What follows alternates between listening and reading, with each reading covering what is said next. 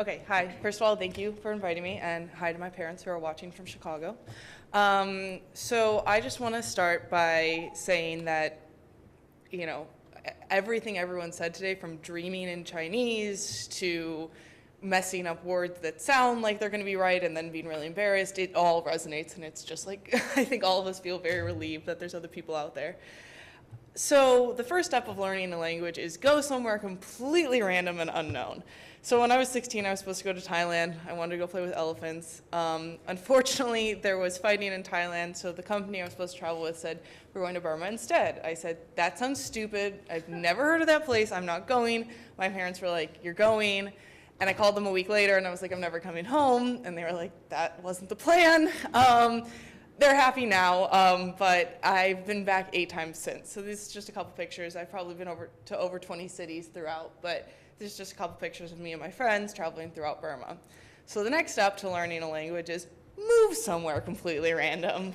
So I graduated high school early and I moved to Burma. I was working at a school with postgraduate students who wanted to get a higher degree in a foreign country, but didn't have the education to do it. Burma's education system is really poor and doesn't teach creative thinking skills or problem solving. So this school was designed to teach speech,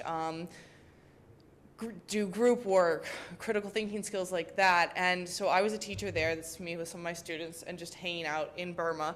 And the way I started learning Burmese was actually just by talking to taxi drivers. And I think one of the previous presenters said a taxi is a loose term. And one of the biggest reasons I had to learn it was because you have to barter. There's no meter system. You just literally start arguing with them about how much something's going to cost. And being a 5'10" white redhead was just not, playing into my best interest of getting a low price. So I started learning Burmese, and actually it played to my advantage. And I would just sit in the taxis during really bad traffic jams, and I'd point to license plates or billboards, and that's how I started learning Burmese. So after that, I totally immersed myself in the language by studying at the Southeast Asian Summer Studies Institute in Madison, Wisconsin. So I was 8 weeks, 4 hours a day in class, 4 hours a day out of class in Burmese. So the key to totally immersing yourself in the language, and the key to a lot of things in learning language, is find someone else to pay for it. So I ended up getting a grant, the Foreign Language Area Studies Fellowship, and I moved to Madison, and my classmates were anything from somebody who is a lawyer in Vietnam who wants to be a lawyer in Burma now, somebody who's studying British colonial history, so they couldn't actually read the archives without studying Burmese.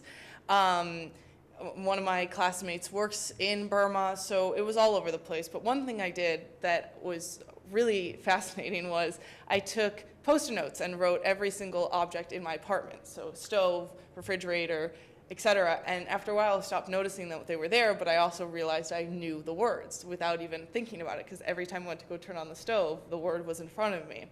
I also had the chance to work with National League for Democracy Parliament members who are right-hand man to Aung San Suu Kyi, who's a Nobel Peace Prize laureate and was just voted into office in Burma. So these two guys here are basically sat in prison for 20 years and have been recently released and voted into parliament. They were studying English at the same time we were studying Burmese. So it was a really great way to learn each other's languages. So totally immerse yourself in the language and then use it as much as possible in as many ways as possible. So in the years that I've studied Burmese, I have been in the most random of places, and it's a really random language, but I've always found a way to use it. So here's a picture of me and my friend in Boston at a Burmese restaurant.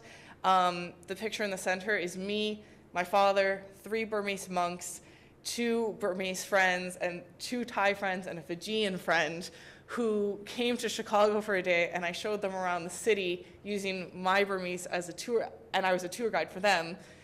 Walking around downtown Chicago with this group of humans was fascinating, to say the least. I mean, we got stopped everywhere, and people were like, what is going on? But I got to use my Burmese to kind of show them around the city, and we kind of switched roles. And the other picture is me in London, wandering through various markets with my grandma and mom, and found Burmese vendors, and just was able to introduce them to my mom and my grandma, and that was really cool. So make it fun and just keep learning. So I've since studied with the 5 college language program. In the center is me and my Burmese teacher. And I really was not going to learn by memorizing a book. So I came up with the idea of watching the cheesiest TV show I could possibly find, which is The Sign of Love. And I watch it every week, and my Burmese teacher resents me for it, and she hates it, but I love it, and I've learned a lot from it, and I was just way better to learn from that than a textbook. I also find Skyping with my friends, who's on the right, just was a great way of just keeping myself in the language as much as I possibly can. So, final step of learning a language is to apply it, and again, find someone else to pay for it. I have gotten multiple grants, and it was a direct result of me speaking Burmese. So I went to Fort Wayne, Indiana last semester, which surprisingly has 10,000 Burmese refugees living there. Sounds kind of random, but actually makes a lot of sense. It was a cheaper, safer place to resettle refugees, and there's also multiple factories for the parents who have low skills to work in, while the kids could also obtain education without being distracted by any of the issues that are going on in bigger cities. And once they resettled 2,000, then people from other cities started coming. So the city just kind of became known as the second capital of Burma. 10 Burmese grocery stores, 5 or 6 restaurants, there's a mosque, 2 temples, churches, all in Burmese. When you go into a high school, the languages and the signs are Burmese, Spanish, and English. So I moved there, and I'm working on my thesis right now, focused on Burmese teenage refugees in Fort Wayne.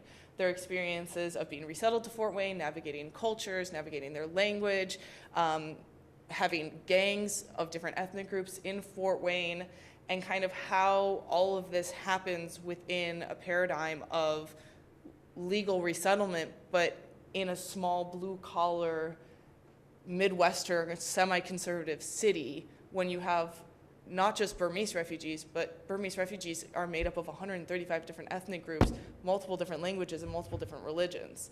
So I'm currently writing it. It's due in 2 weeks. Like, here we go. But all of this is a result of speaking Burmese. And going forward, I want to continue working with Burmese refugees.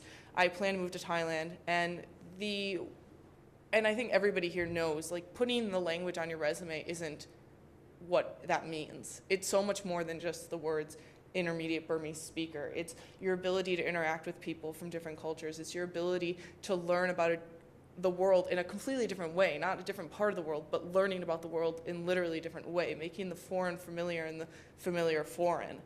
And so with that, I couldn't be more grateful for all the stuff that, that I've learned at the 5 colleges with studying Burmese, and the ability to apply it to not just making friends and traveling and getting to try new foods, but actually apply it to a research project and to employment that will hopefully make a big difference in the lives of Burmese refugees. So, thank you.